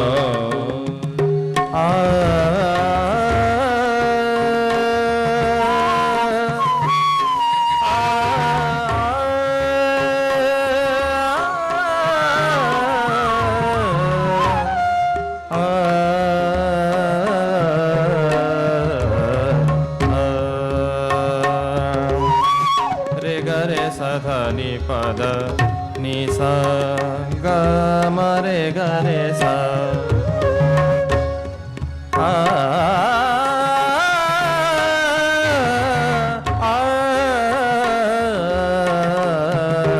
ये राग समाधि पैदा करता है और इस समय का राग भी है, ये संयोग से ये समाधि पैदा करता है ये राग, और ये चित्त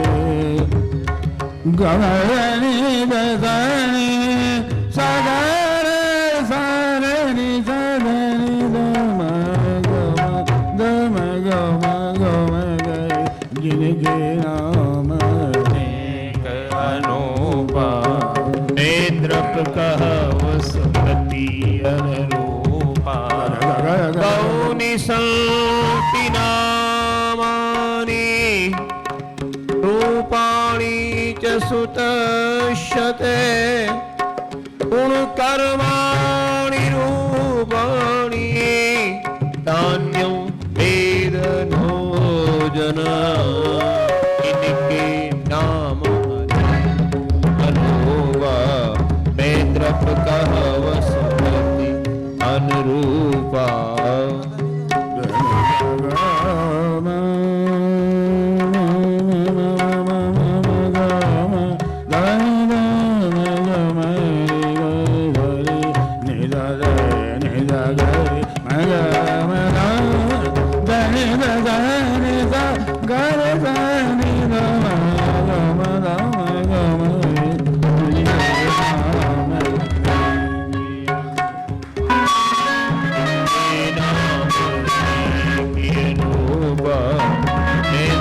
कह वसुमती अनुरूपा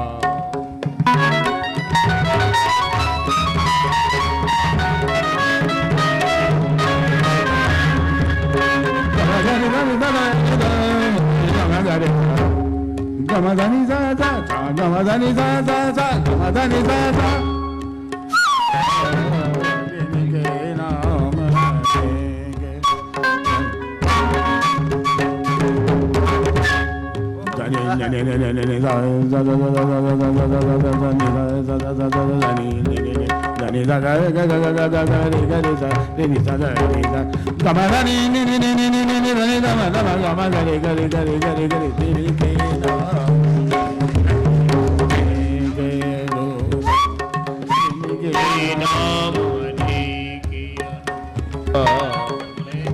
कह वसुमती नाम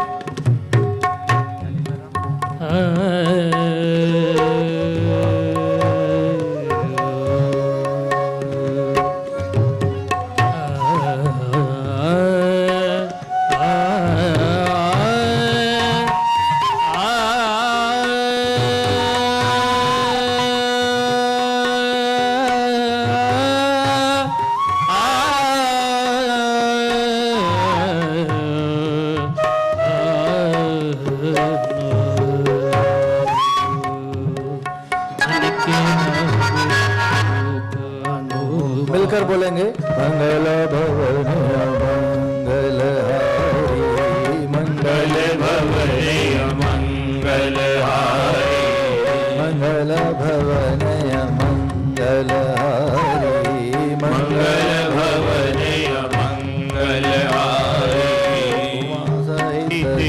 जपत पुरारी उमा सहित जहि जपत पुरारी द्रवौ सो दशरथ अजिर बिहारी द्रवहु सुदशरथ अजिर रामायण में ये एक अर्धाली दो पंक्तियों के साथ जोड़ी गई है। एक पंक्ति एक अर्धाली कौन सी है? द्रवौ सो दशरथ अजिर बिहारी, और दूसरी है उमा सहित जेहि जपत पुरारी उमा सहित जहि जपत पुरारी मंगल भवनय मंगल हारी मंगल भवनय मंगल हारी।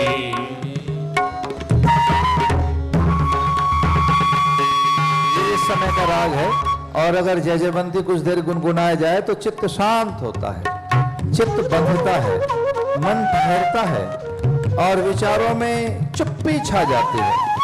इसे एक बार फिर मिलकर बोलेंगे, जय जय जय हनुमान गोसाई जय जय जय हनुमान गोसाई जय जय जय हनुमान गोसाई जय जय जय हनुमान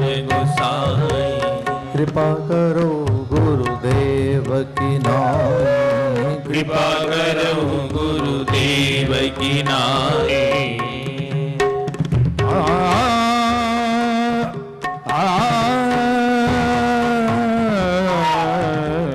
धनि जग रे धनि जग मदा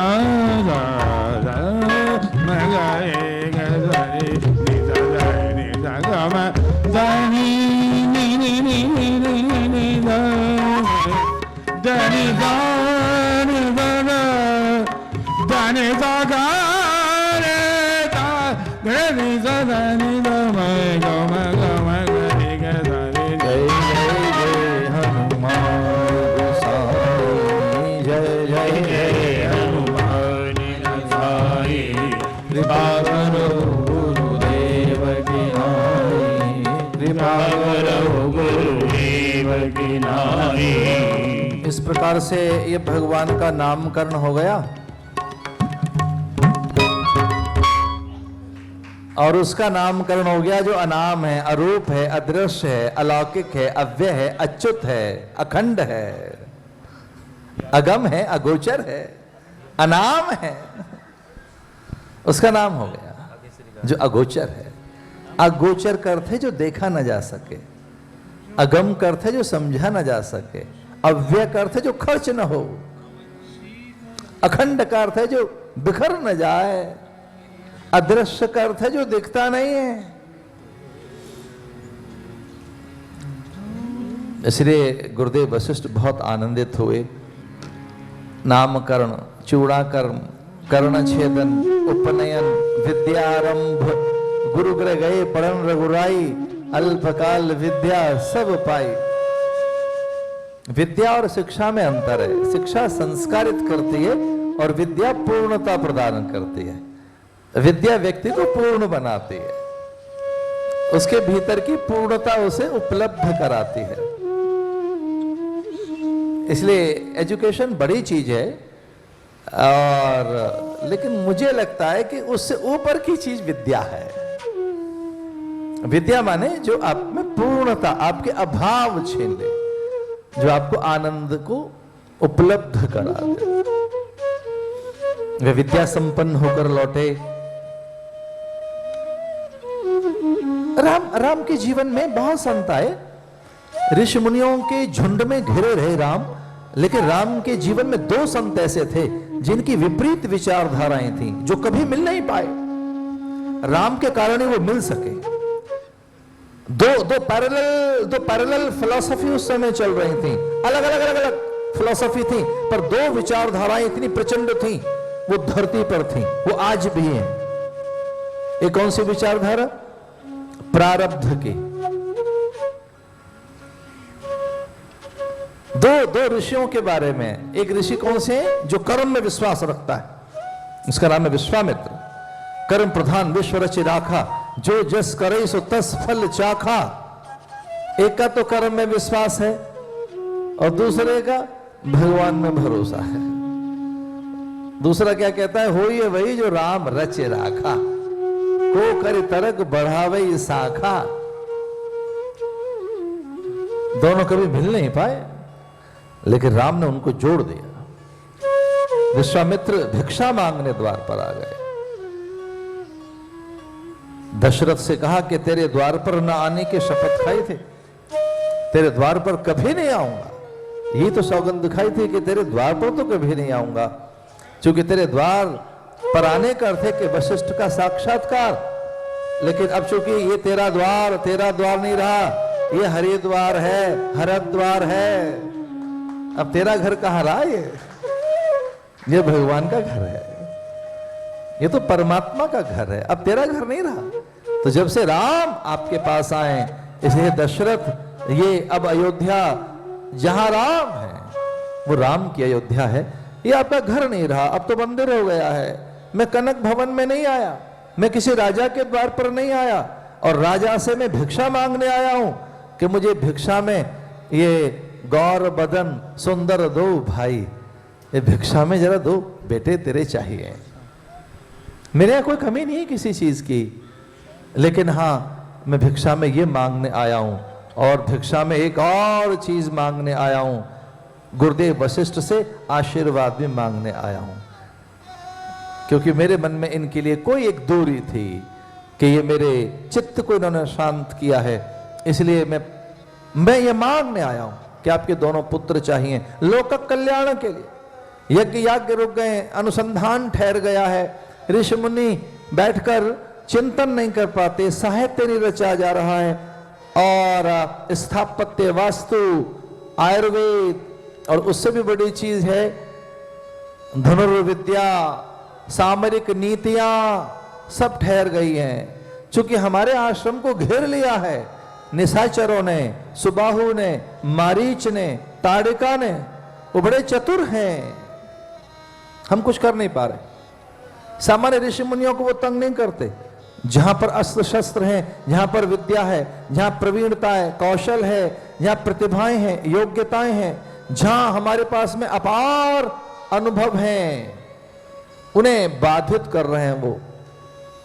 इसलिए कोई मुझसे पूछे कि किसी साहित्यकार को उसके साहित्य से परे रखना हो तो क्या करना चाहिए, किसी ऋषि मुनि को दुखी करना हो तो क्या करना चाहिए, तो रामायण में लिखा है कि उनकी एकाग्रता चुरा लीजिए, उनकी कंसंट्रेशन छीन लीजिए, बस आप वो फोकस न कर पाए एक जगह, वो कंसंट्रेट न कर पाए, उनकी कंसंट्रेशन छीन लीजिए, एकाग्रता चुरा लीजिए बस उनकी। तो ऋषि मुनियों ने कहा हम एकाग्र नहीं हो पा रहे हैं, हम जो देना चाहते हैं कम्युनिटी को, जो हम देना चाहते हैं सोसाइटी को, जो हम देना चाहते हैं पूरे संसार को, वो दे नहीं पा रहा है। वो आते हैं हमारे यज्ञ याज्ञ रोक देते हैं, अनुसंधान ठहर गया है। आपकी जानकारी के लिए बता रहा था मैं, याद रखना, त्रेता का सबसे बड़ा रिसर्च सेंटर कोई था, जैसे आज नासा है, तो वो जगह विश्वामित्र का आश्रम था। कभी रामायण ढंग से पढ़कर देखना। और जहां अस्त्र शस्त्रों के भंडार थे, वो आज का जो पेंटागन है, वो कभी विश्वामित्र का आश्रम था। जो आज का वो बॉस्टन सिटी जो है, हार्वर्ड या जो स्टैनफोर्ड, और इधर आए इधर तो यूके में कैम्ब्रिज, या वो इधर जाए ऑक्सफोर्ड, वो उस तरह की जो पढ़ाई कहीं हो रही थी वो सिद्धाश्रम में, उसका नाम था सिद्धाश्रम। आप जानते हैं कितने बच्चे पढ़ते थे? 5 लाख बच्चे, 5 लाख विद्यार्थी तो अकेले धनुर्विद्या वहां सीखते थे, और वो 5 के 5 लाख ऐसे थे जो शब्द वेदी बाण चलाना जानते थे, जो आकाश में मेघ पैदा कर सकते थे, जो दिशाओं में भ्रम पैदा कर सकते थे। उन्होंने कहा कि हमारे सारे जो रिसर्च सेंटर हैं उन पर उनका कब्जा हो गया है, सारे कोड उनके पास हैं, और डिकोड कर दिया हमारा आश्रम। ये बिल्कुल यही भाषा है, रामायण में ये लिखा हुआ है कि हम, हमारे हाथ में हमारी चीजें नहीं रही हैं, वो हमारे सूत्र ले गए, हमारी विद्या ले गए, अब हमारे हाथ में हमारा कुछ रहा नहीं है। वो ताड़िका ऐसी है, उन्हें सारी भाषाएं आती हैं बोलनी। वो मारीच ऐसा है, वो कोई भी रूप बना लेता है। और ये तो आप जानते ही हैं कि मारीच ने मरते मरते कहा, हे भैया मैं संकट में हूं, लक्ष्मण मेरे प्राण संकट में, मुझे बचाओ। ऐसी मिमिकरी उस समय मारीच ने की कि सीता और लक्ष्मण दोनों ये नहीं समझ पाए कि राम का स्वर नहीं है, कोई नकली स्वर है, ये तो फेक वॉइस है। आप कल्पना कर सकते हैं कि पत्नी ना समझ सके, एक फेक वॉइस, ये मेरे पति का स्वर नहीं हो सकता, मेरा पति ऐसा कभी चिल्ला नहीं सकता। और सीता को वो फेक, वो सीता को बिल्कुल झूठी और नकली वो पुकार सच्ची लगी। वो इस हद तक के शातिर लोग थे कि मरते मरते सीता को ये भरोसा दिलाया कि मैं बहुत बड़े संकट में, अरे लक्ष्मण आओ मेरे प्राण बचाओ। ये कौन बोल रहा था, मारीच या राम? हाँ, तो कितने चालाक लोग रहे होंगे, इतने शातिर लोग भेजे थे रावण ने कि विश्वामित्र के आश्रम में जाइए, वहां अनुसंधान रुक जाए, वहां पर जो रिसर्च वर्क है वो रुक जाए, वहां पर जो सामरिक नीतियां हैं, जो अध्ययन हो रहा है, और जो अंतरिक्ष के विज्ञान को समझने का जहां अनुसंधान हो रहा है, उसे रोक ना जाकर ताड़िका को भेजा, मारीच को भेजा, और उन्हें पता न लगे कि आप निशाचर हैं, सुंदर बनकर जाना, सहज जाना, विनम्र होकर जाना, सेवक बनकर जाना, फूलों फलों की डलिया लेकर जाना, दान दक्षिणा के लिफाफे लेकर जाना। उन्हें पता ना लगा, ये पता ना लगा क्या आप निशाचर है। इसे कब उनके भीतर में चले गए, कब वो उनके साथ आत्मसात हो गए और वो परेशान।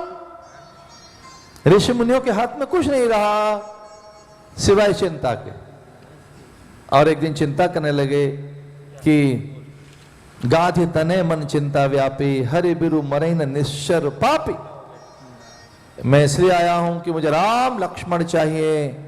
वशिष्ठ ने संकेत में कह दिया, हे दशरथ, ये लोक कल्याण के लिए राम को जाने दीजिए। राम जाएंगे। राम पहुंचे और एक ही बाण प्राण हरि लीना। राम के तरकस का एक तीर, राम के तूणीर का एक तीर, वो जानते थे कि ताड़िका को क्या उत्तर देना है। अब सन्यासी स्त्री पे 2 तमाचे कैसे लगाए, 2 रैपटे कैसे खींच दे, साधु और वो भी महिला के ऊपर हाथ उठाए। राम ने कहा, मैं क्षत्रिय पुरुष हूं, मैं बताऊंगा इस ताड़िका को, इस पूरे तंत्र को, इस भ्रष्ट तंत्र को, इन निशाचरों के आतंक को मैं देखूंगा। हे गुरुदेव, मेरा तो एक तीर काफी है। लेकिन वो मुस्कुराते हुए तीर चला, मुस्कान के साथ। और ताड़िका कहती है, ये मेरे प्राण तो छीन रहा है, पर मैं फायदे में दिख रही हूं, ये क्या बात है। मेरे जो प्राण छीन रहा है, जो मेरा मृत्युदाता है, वो मुस्कुराते हुए, मुझे ऐसा क्यों लग रहा है कि मरते मरते मैं बहुत फायदे में हूं। क्योंकि वो व्यक्ति प्राण नहीं छीन रहा है, वो परमात्मा है जो अपने धाम की ओर लेकर जा रहा है। तो ताड़िका भी फायदे में है। इसे रामायण की ये एक चौपाई की 2 अर्धाली, एक ही बाण प्राण हर लीना, दीन जान तेहि निज पद दीना। ये जानकर कि ये तो बेचारी दूत है, ये तो रावण की दूती है, इसका कोई दोष नहीं है, इसलिए इसे मुझे अपने स्वरूप को ही प्रदान करना होगा, इसे अपना ही बनाना होगा। तो दुश्मन को अपना बना लिया और एक में इतना भय, उसे इतना टेरराइज कर दिया, वो इतना गहरे स्ट्रेस में था, वो इतने पैनिक और फियर में था कि राम का नाम सुनता तो घबरा जाता। बोले एक को इतना पैनिक दे दिया जाए, एक जिंदा रखेंगे इनमें से मारीच को, एक वहां जाकर बताए कि मैं कितना समर्थ।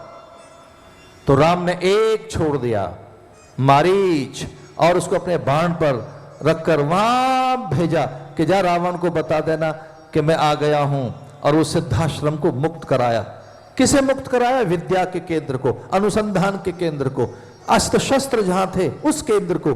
और रामायण ढंग से पढ़ना। मैं प्रार्थना करता हूं कि तुलसीदास की रामचरितमानस पढ़ना, उसमें मध्यरात्रि के समय भगवान राम को अकेले वो सारे अस्त्र शस्त्रों का ज्ञान कराया विश्वामित्र ने, कि समय पर केवल आप इनका प्रयोग करेंगे, मैं लक्ष्मण को वो पासवर्ड और वो कोड नहीं दे सकता, केवल आपको दे रहा हूं। मैं निश्चिंत होना चाहता हूं, ये विद्या निशाचरों के हाथ न लग जाए। इसे ये प्रसंग जरूर पढ़ना श्री रामचरितमानस में। राम जब निकले तो महिलाएं बहुत मिली राम को। एक तो ताड़िका मिल गई, दूसरी अहिल्या का उद्धार। अहिल्या का उद्धार भगवान ने किया, जड़ का, चैतन्य का, जिससे कोई बोल नहीं रहा है। सबसे बड़ी तकलीफ क्या हो सकती है जीवन में? अपने मुंह फेर लें, अपने चुप हो जाएं, अपने संवाद न करें, अपनी आंखें मूंद लें, अपने पराये हो जाएं। इससे बड़ी क्या तकलीफ होगी?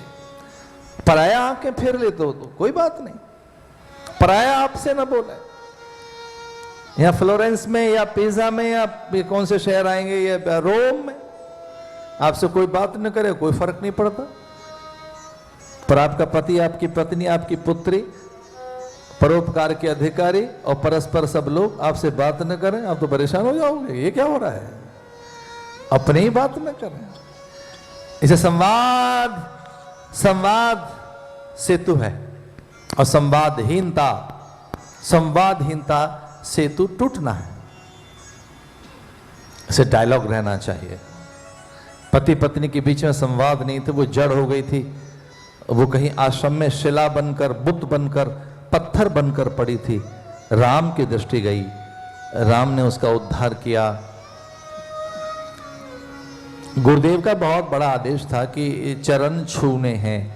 राम बड़े संकोच में थे। राम ने शिला को पैर से नहीं छुआ, पर गुरुदेव बार बार आज्ञा कर रहे हैं। गुरुदेव कह रहे थे कि अपना पैर इस शिला पर रख दीजिए। राम को बड़ा संकोच कि नहीं ऐसा कैसे हो सकता है कि ये शिला है, भले ये पत्थर है, पर ये स्त्री है और इसके ऊपर अपना पैर मैं कैसे रख दूं। राम ने हल्का से पैर उठाया और उनके कुछ रजकण, मृद कणिकाएं, चरणों में जो धूल के कण थे वो गिर पड़े उस पत्थर के ऊपर।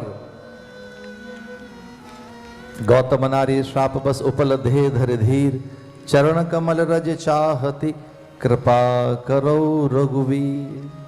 तो जैसे वो धूल कण गिरे उस पत्थर के ऊपर, धूल कण माने स्पर्श। इसको जरा इस तरह से लो कि कभी कोई प्यार से आप किसी को छू लें तो जो स्पर्श है वो औषधि है। ध्यान रहे, स्पर्श हर स्थिति में हमको चाहिए। वात्सल्य में, मोद में, आमोद में, विनोद में, प्रमोद में, स्नेह में, मुग्धता में और काम में, क्रोध में, स्नेह में। जब आप मित्र से मिलते हैं तो हाथ मिलाना चाहते हो, कभी गले मिलना चाहते हो, और किसी बच्चे से प्यार आ जाए तो उसके कपोल छूना चाहते हो, उसके सर पे हाथ फिराना चाहते हो, और बहुत क्रोध में हो तो जरूर हाथ भी उठाना चाहते हैं आप। गुरुजन मिल जाए तो उनके पैर छूना चाहते हो। पैर छू लेने दीजिए। क्या बात है, पैर क्यों छू रहा है, एक बार छू लेने दीजिए। क्या मतलब है? तो इसका अर्थ है श्रद्धा पैर छूना चाहती है, श्रद्धा स्पर्श करना चाहती है, क्रोध छूना चाहता है। और काम तो बिना स्पर्श के सिद्ध होता ही नहीं। काम में तो स्पर्श ही भूमिका है काम की। तो काम में तो स्पर्श चाहिए, लोभ में स्पर्श चाहिए। छू कर तो देखेंगे आभूषण कैसा है, एक बार देख लें कितने कैरेट का है, छू कर। आम छू के देख लें, सूंघ के देख लें, कपड़ा छू के देख लें। व्यापारी बहुत बार कह रहा है भैया बड़ी अच्छी डिजाइन है, एक्सक्लूसिव आपके लिए बनवाया, मैं इटली से डिजाइन लेकर आया हूं आपके लिए, ये आप ही के लिए है। आप कहते हैं नहीं हमको छू के देख लेना दो एक बार। छू के, आभूषण छू कर, फल छू कर, वस्तु छू कर, स्पर्श। एक और बात बताएं, जो कोई दुख में होता है, कभी कठिनाई में होता है, रो रहा होता है, तो आप अचानक उसकी पीठ को छूने लगते हैं। अचानक आपको ऐसा लगता है ये आपकी साइकी है कि आदमी परेशान है, जरा इसको छू लो, जरा हल्का से ऐसे छुओ। तो कभी कोई परेशान हो रहा होता है तो अनायास आपका हाथ वहां जाता है छूने के लिए, स्पर्श के लिए। इसीलिए ये जीव भी परमात्मा को एक बार छूना चाहता है। जीव एक बार देख लेना चाहता है। उन मंदिरों में जहां छूट होती है कि आप शंकर को छू सकते हो, हर आदमी छू रहा होता है। कुछ मंदिर ऐसे हैं वहां छूट नहीं है, दूर से करो, दूर से।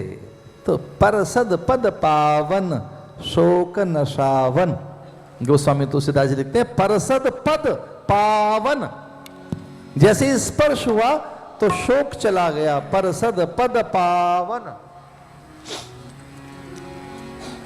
अहिल्या का उद्धार हो गया, दूरियां मिट गईं, ईश्वर ने स्पर्श कर लिया। स्पर्श बड़ी चीज है, स्पर्श औषधि है। इसे जो ये 2-3 शब्दों पर ध्यान चाहूंगा आपका। जो परित्यक्त हैं, बहिष्कृत हैं, प्रताड़ित हैं, पीड़ित हैं, अभावग्रसित हैं, अथवा जो समाज से दूर है, उन्हें कभी छूकर देखना। अर्थ से, विद्या से, संस्कार से उन्हें कभी छूकर देखना। जो पीड़ित हैं, प्रताड़ित हैं, बहिष्कृत हैं, उन्हें कभी छूकर देखो। अर्थ से छूकर देखना, उन्हें कुछ देकर देखना। गंगा का स्नान किया और ये पूछा नहीं गुरुदेव से कि आप हमें लेकर कहां जा रहे हैं, ये पूछा नहीं। बस शिष्य सच्चा वही है जो गुरु से ये 5 बातें कभी न पूछे। कौन कौन सी? कब, कौन, कहां, कैसे और क्या। कब, कौन, कहां, कैसे और क्या। इसलिए जो अपने गुरु पर ये 5 चीजें छोड़ देते हैं, फिर वो उनकी रेस्पॉन्सिबिलिटी है, फिर वो उनकी लाइबिलिटी है। इसलिए गुरु से उन्होंने ये नहीं कहा कब, कौन, कहां, कैसे और क्या। कब, कौन, कहां, कैसे और क्या। नहीं कहा उन्होंने। गुरुजी ने कहा बस मुझे फॉलो करो, मुझे फॉलो करो। मैं जानता हूं कहां मुझे लेकर जाना है, मैं जानता हूं कहां तेरा कल्याण है, मैं जानता हूं कि कहां तेरा प्रयोजन और उसकी सिद्धि पूर्ति है, मैं जानता हूं तेरे अवतरण की कहां उपादेयता है। उपादेयता ये बड़ा हिंदी का टिपिकल वर्ड है, उपादेयता। उपादेयता आपके मायने कहां हैं? आपसे एक शब्द मैं देना चाह रहा था, प्रोडक्टिविटी। कोई लाइफ की प्रोडक्टिविटी है क्या? प्रोडक्टिविटी है हमारी इस लाइफ की, क्या उत्पादन कर रहे हैं हम? आखिर हमने क्या ऐसा पैदा कर दिया, क्या किया है? कोई प्रोडक्टिविटी है? और हाँ, कुछ लोगों की है, उद्योग, उत्पाद, वस्तुएं, दूसरों का हित, बहुत बड़ी एम्प्लॉयमेंट। कुछ तो करो ना। तो राम को कहा गुरुदेव विश्वामित्र ने कि मैं जानता हूं कहां लेकर जाना है। तो कहां ले गए? जनकपुर में। इसलिए बस मेरे पीछे पीछे चलना, मेरे पीछे पीछे चलना। लक्ष्मण और राम कहते हैं कि हमारे गुरु कहां लेकर जा रहे हैं? जहां हमारा प्रयोजन है, जहां हमारे अवतरण की सिद्धि है, बस ये जहां ले जाना चाहे हम वहां चलेंगे।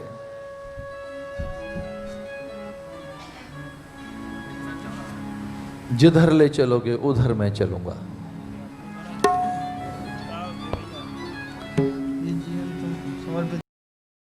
जहाँ ले चलोगे वहाँ मैं चलूँ, जहाँ ले चलोगे वहीं मैं चलूँ। क्या नाथ रख लोगे वहीं मैं रहूँगा, जहाँ ले चलोगे वहीं मैं चलूंगा। जहाँ ले चलोगे वहीं मैं चलूँगा। जहाँ नाथ रख लोगे वहीं मैं रहूँगा। जहाँ ले चलोगे वहीं मैं चलूंगा। जहाँ ले चलोगे वहीं मैं रहूँगा।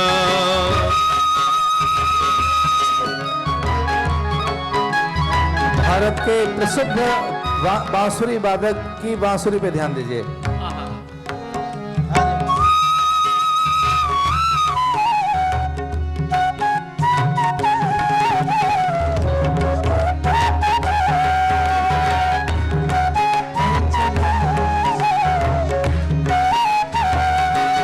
बहुत पुराना वाद्य है और वो है सारंगी। और हमारे यहाँ चूंकि क्लासिकल म्यूजिक होता है, बाकी धूम धमाल हम जानते नहीं, तो काशी के सबसे बड़े जो सारंगी वादक हैं वो कई वर्षों से मेरे साथ रहते हैं। जहाँ ले चलोगे वहीं मैं चलूंगा। जहाँ ले चलोगे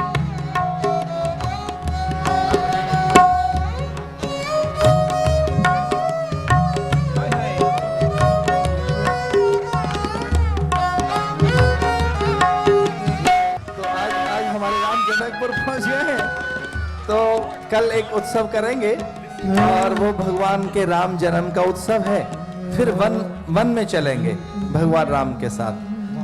कल विवाह होगा, कल भगवान का विवाह करेंगे और हाँ विवाह उत्सव करेंगे, वो बड़ा उत्सव है।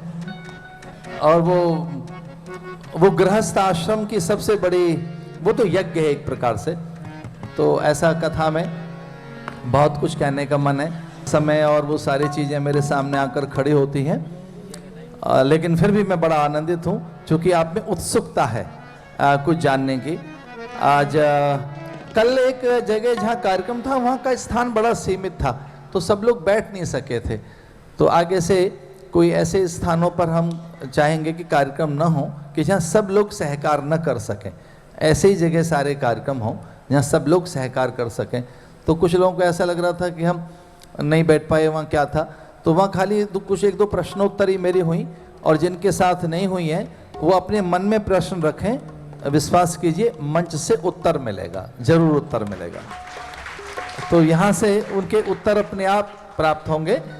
और भगवान की आरती में, आरती हम मन से करेंगे, फायर नहीं करेंगे। यहाँ के लोग हमारी आरती को फायर कहते हैं, तो नो, हम नहीं फायर करेंगे भाई।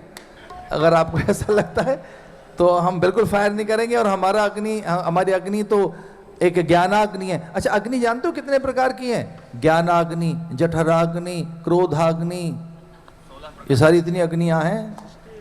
सबसे बड़ी कौन सी अग्नि है? ज्ञानाग्नि। ज्ञानाग्नि जिसमें कर्म दग्ध हो जाते हैं। एक जठराग्नि जिसमें भूख पैदा होती है। एक क्रोधाग्नि, और एक अग्नि ऐसी जो शमशान का धुआं देखने के बाद स्नान करना चाहिए, शास्त्र ऐसा कहता है। लेकिन अगर आपने स्नान नहीं किया है और यज्ञ का धुआं देख लिया है तो स्नान का फल मिल गया। अग्नि और अग्नि के धुएं का तो इतना अधिक महत्व बताया गया है। तो कुछ सूचनाओं पर ध्यान देंगे।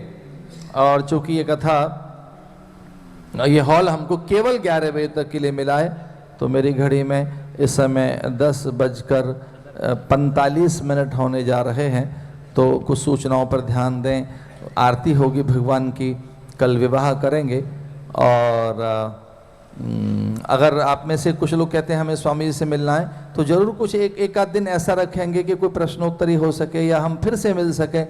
और फिर भी बहुत ज़्यादा आपकी अंतर में व्याकुलता हो तो आप हमारे विनोद गाडिया जी, मालिनी जी, विनोद भुट्टन जी या शंकर केजरीवाल जी, इनको अपने रूम का नंबर लिखवा दीजिए, तो मैं अपनी सुविधा से आपको फ़ोन करके आपसे कोई समय निश्चित कर लूँगा। क्योंकि बहुत से लोग ऐसा कह रहे हैं कि हम स्वामी से मिलना चाहते हैं, तो ये ऐसी कोई अभी व्यवस्था बन नहीं पा रही है जहाँ एक साथ सबसे मिला जा सके। पर फिर भी आप शंकर बाबू को, हमारे विनोद भैया को, विनोद गाडिया जी, विनोद भुट्टन जी या मालिनी जी को, या परोपकार के किसी भी अधिकारी को आप अपना रूम नंबर लिखवा सकते हैं। तो मैं अपनी सुविधा से आपसे किसी ढंग से मिलने का प्रयास करूंगा। इन्हीं शब्दों के साथ मैं अपने शब्दों को, वाणी को विराम देता हूं, कुछ सूचनाओं के लिए और भगवान की आरती के लिए। प्रसन्नता पूर्वक मेरे साथ भगवान की स्तुति कीजिए, हाथ जोड़कर बैठिए और मेरे साथ बोलिए। रामाय रामभद्राय रामचंद्राय वेधसे रघुनाथाय नाथाय नाथाय सीताय सीताय पतये नमः। पतये नमः।